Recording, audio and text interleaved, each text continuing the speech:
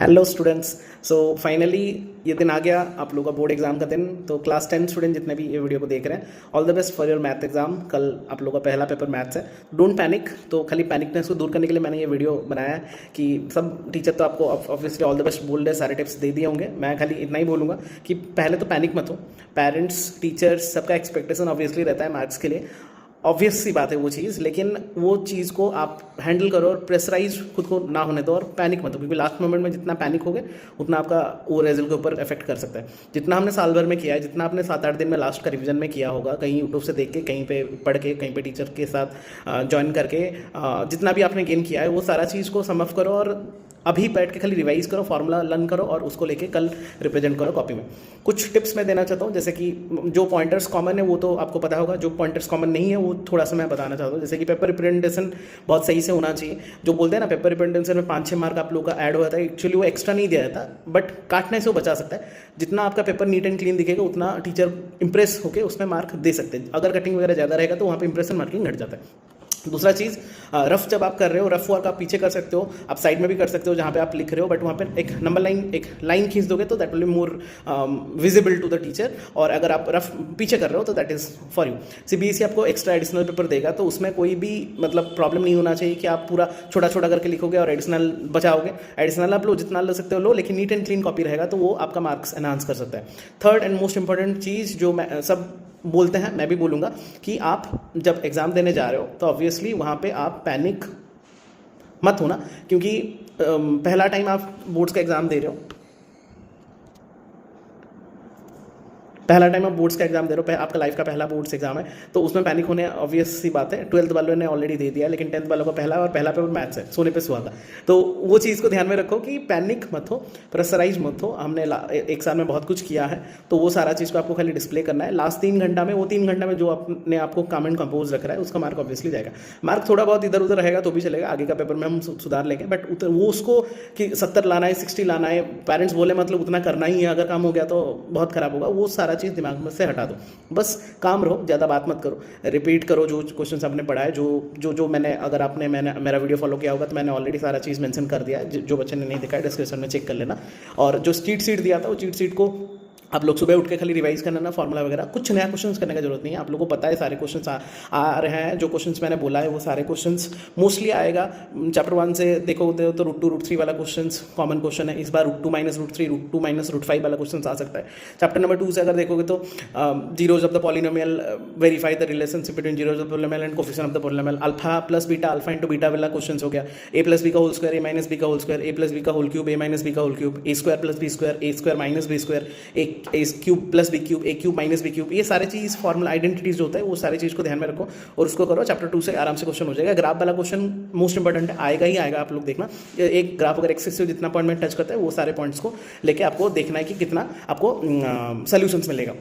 Chapter 3 से अगर 4 अगर देखोगे तो ओल्ड एनसीईआरटी अगर आपके पास है या फिर व्हाट्सएप में आप लोग चेक कर लेना, जितने भी वर्ड प्रॉब्लम्स है वो सारे चीज़ को आप लोग चेक कर लेना, क्योंकि word problems most important question होते हैं चैप्टर 3 और चैप्टर 4 से। और ये वीडियो जो मैं बना रहा हूँ स्टैंडर्ड बेसिक दोनों के लिए है, तो आप लोग वैसा मत सोचना कि सर खाली स्टैंडर्ड के लिए बेसिक के लिए बोल रहे, मैंने दोनों के लिए बोल रहा हूँ कि जो क्वेश्चन ऑलरेडी बताया गया है मैं खाली रिकैप कर दे रहा हूँ। चैप्टर 3 चैप्टर 4 से, चैप्टर 3 में ग्राफिकल सोल्यूशन ऑफ एक ट्रायंगल दे देगा और उसमें से एरिया पूछेगा, वो टाइप का क्वेश्चन। चैप्टर 4 में पाइप वाला क्वेश्चन हो गया, अपस्ट्रीम डाउनस्ट्रीम वाला क्वेश्चन हो गया, नेचर ऑफ रूट्स वाला क्वेश्चन हो गया। चैप्टर 5 में अगर देखोगे एपी में, तो एपी में nth SN वाला क्वेश्चन हो गया, nth वाला क्वेश्चन हो गया, nth term from the last वाला क्वेश्चन हो गया। पहला कुछ टर्म्स का सम इतना है, उसके बाद वाला सम इतना है, तो कितना है। SN का वैल्यू दे दिया होगा, बोला होगा ADAN निकालो, वो सारा चीज़ बेसिक सा चीज़ है जो कि आप लोगों ने किया होगा, बट वही चीज़ को और एक बार चेक कर लेना। एपी में लास्ट एक्सरसाइज में आप लोग चेक करना, लास्ट वाला लॉग वाला क्वेश्चन था जिसमें ऊपर ऊपर लॉग रखा रहता है, तो लास्ट लॉग में 20th लॉग में कितना रहेगा सारा चीज़, वैसा टाइप का क्वेश्चन। चैप्टर 6 तो बीपीटी कॉमन क्वेश्चन है, कन्वर्ट्स ऑफ बीपीटी आता नहीं है, लेकिन थोड़ा एक बार रिवाइज कर लेना। ट्रैपीजियम वाला क्वेश्चन पहला, सेकंड एक्सरसाइज का, थर्ड एक्सरसाइज जो ट्रायंगल सिमिलर वाला क्वेश्चन की तीन साइड से प्रोपोर्शनल है और तो उसको आप प्रूव करो। मीडियन वाला क्वेश्चन, वो जो इंपॉर्टेंट मैंने मार्क किया था ट्रायंगल्स का, उस टाइप का क्वेश्चन आप लोग चेक कर सकते हो। SQP PYQ में ट्रायंगल का जो रिलेटेड क्वेश्चन आया था 2-3 साल में, उसको अच्छे से चेक करना। Coordinate geometry, section formula, mid point formula, distance वाला ये तो कॉमन क्वेश्चन है ही, फ्लैग वाला क्वेश्चन मैंने जैसे बोला था वो चीज़ को ध्यान में रखना। वो जितना मतलब जो जो हुआ है वो तो आएगा ही आएगा, कोई थोड़ा इधर उधर हो सकता है लेकिन आएगा, तो वो चीज़ को थोड़ा ध्यान रखो। Chapter 8 trigonometry, chapter 9 application of trigonometry most important. Chapter 8 तो मैंने पूरा मार्क करके रखा है, जो जो क्वेश्चन मतलब आता ही है हमेशा और वही आने वाला है एनसीईआरटी से, थोड़ा इधर उधर घुमाएगा। बेसिक वाला को तो डायरेक्ट भी दे सकता है, तो वो चाह रहा सर लास्ट एक्सरसाइज का जो 10 बीट है उसमें से एक क्वेश्चन कंपलसरी आ रहा है एनसीईआरटी से, कल आएगा ही आएगा, आप लोग देख लेना वो चीज़ को।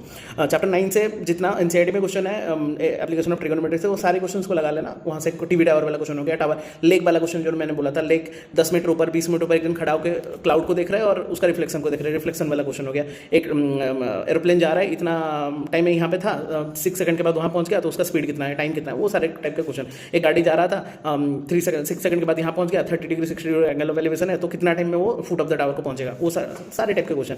चैप्टर 10 में circles one of the important, 10.1 10.2 example 2 example 3 most important.